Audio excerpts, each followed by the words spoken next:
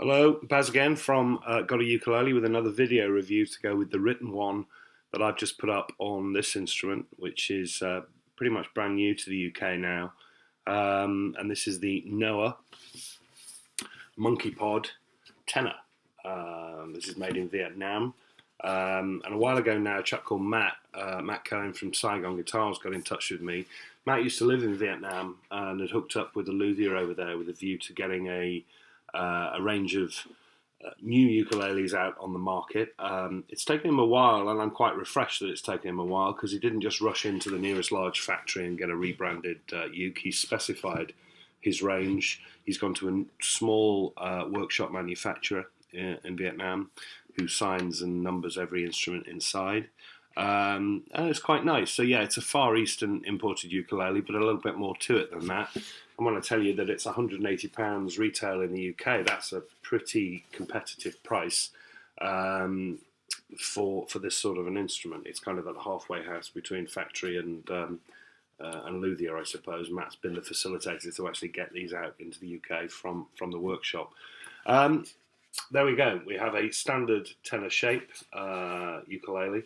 And this Monkeypod wood, which is a wood that is part of a bean tree family, I believe, is absolutely gorgeous. It's got a really interesting curl and flame to it, dark grain in what is otherwise quite a pale wood.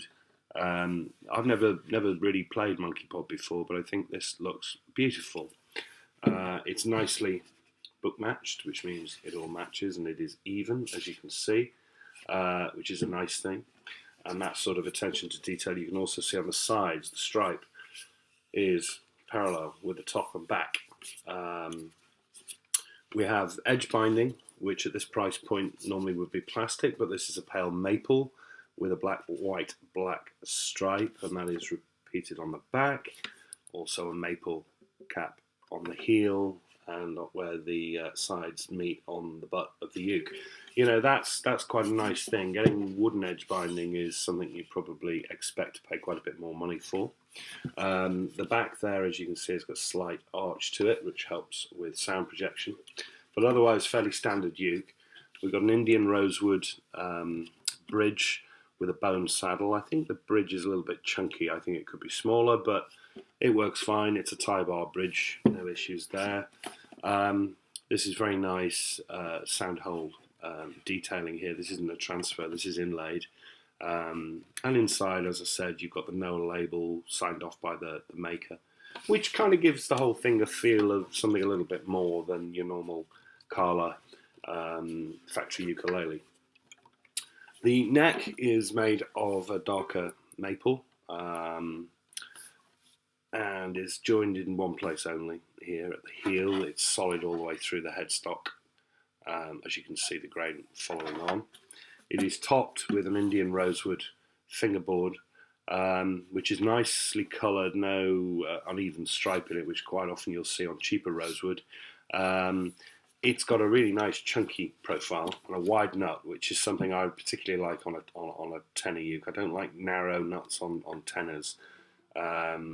This is a chunkier instrument. I think the neck needs to be chunkier. The edges of the fingerboard are a little sharp for me, but maybe I'm just being pampered because I've got some rolled fingerboard edges on the tenors I normally play. But the frets are finished nicely in nickel silver. We have fretboard markers in mother of pearl at the 5th, 7th and 10th, although sadly they don't appear where the player needs them, which is something I just keep seeing on ukuleles, and I don't really understand why they don't put them here. These are for show. That's where the player wants them. We have a bone nut, which is set up just as I would like it. There are no notes going sharp at these lower frets when fretting. And nice to see a different looking shape to a headstock. It's simple, but it's not your three-pointed crown Martin normal headstock shape. It's made of the same neck material, but it is faced, as you can see the edging there, it's faced with the same Monkeypod. And we have the Noah logo inlaid underneath the satin finish, which covers the whole ukulele. It's a very nice sort of tactile, smooth finish, and I think sets it off really, really quite well. Tuning, sealed, geared tuners, unbranded. Finger buttons are a little bit large for my liking, but perfectly acceptable, I think. And they work just fine. They're nice and smooth. I needed to tighten up the bolt on this one a little bit, but nothing too bad. And the whole thing finished with what else? Aquila brand strings, but comes with a nice zippered, padded gig bag, which is better quality than some gig bags I tend to come across.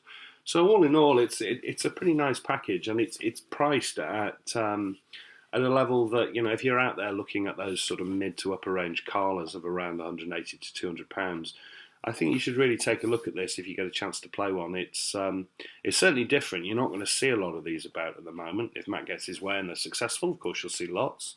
But you know, it's something a little different, and I do like that wood grain. I don't often recommend ukuleles based on looks, but this looks pretty fabulous. I think it's a nice thing. If you read the video review, when I talked about how it played, I thought it actually played a little bit quiet strum. Now that's not necessarily a bad thing. A lot of people will take volume over tone, and I think that's wrong. I think tone is what you're really after. You can always amplify if you need more volume, but I'm telling it like it is. I think it's because I've got tenors which are louder than this. It's not the loudest when strummed.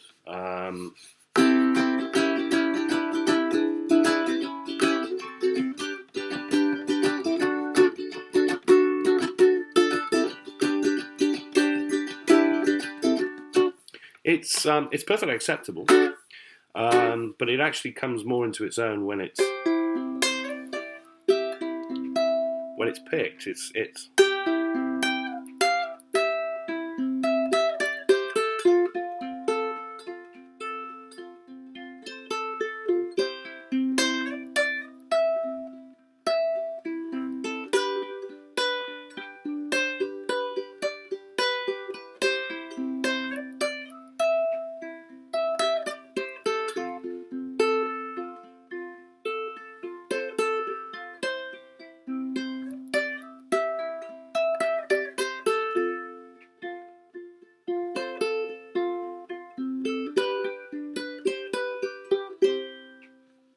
I think it's really nice picked, actually. I'd love to take these strings off, but it's got to go back to Matt and experiment with some other strings. This is solid wood, and I'd like to put some fluorocarbons on this, Worth's, Living Waters, South Coast, something like that, and work around with some strings and see what brings the best out of the ukulele.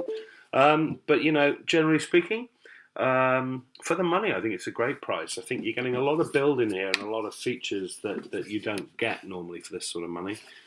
It's got the looks, and I would give it your attention.